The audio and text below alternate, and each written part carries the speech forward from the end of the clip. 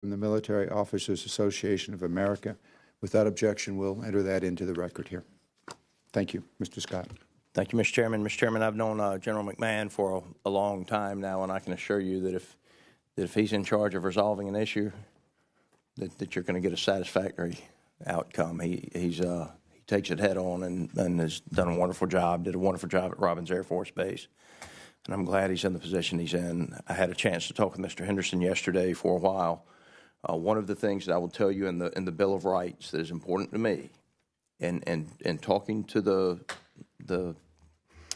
men and women that came to testify before us, when a contract mandates mediation, and then that contract has loser pay provisions in it that could effectively force a soldier to pay 100% of their annual income to carry a housing company, a multi-million-dollar housing company, to a mediation. That's not acceptable. And so the loser pay provisions of the contracts, I don't mind the mediation.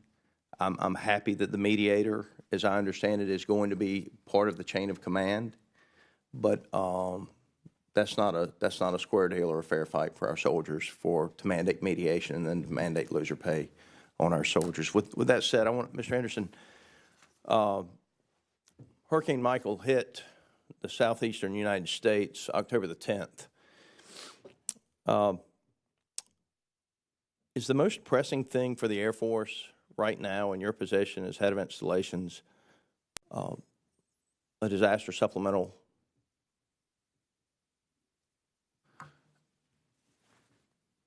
I think the most pressing thing for the Air Force right now is solvency, getting through FY19, and a lot of that is attributed to the money that we fronted on to recover from disasters at Tyndall Air Force Base, now Offutt, earthquakes in Alaska, and by taking the FY19 funds and doing exactly what we believed was the right thing to help those bases recover and get those missions back online. We've asked for supplemental funding, and at this point, without that supplemental funding, we're looking at very severe impacts to Air Force solvency for the rest of FY19. Perhaps urgent would have been a better word, but I want to make my colleagues aware of this, and I want to give equal criticism where criticism is due. Senator from New York, Senator from Vermont, refused to allow a vote to push forward on disaster assistance this past week. We have been promised, those of us hit by this storm have been promised disaster assistance from both sides in both chambers since mid-October, that any bill to open the government would include the disaster assistance and the supplemental funding, including the funding for the Air Force. That hasn't happened. Now, I do think that those games are being played, and I think that it is a senator from New York and a senator from Vermont predominantly playing those games. But I also think it's extremely irresponsible for the Office of Management and Budget to not submit an official request for supplemental disaster assistance funding. And I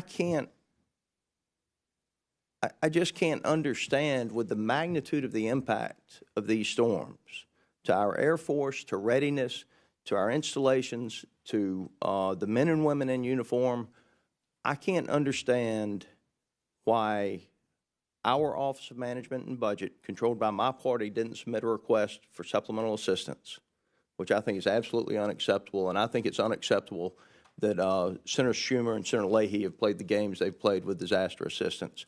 And I want to remind everybody, we have one legislative day after today before we leave, and we will not return until April the 29th. Would it make a difference to you if you got a disaster bill today versus, say, May? Absolutely, Congressman. We've already stopped projects, stopped funding for projects in order to preserve those funds for readiness needs. We're impacting aircraft and satellite repair, and at some point we'll be stopping or slowing down recovery at Tyndall, and we'll only do life, health, and safety things at Offutt.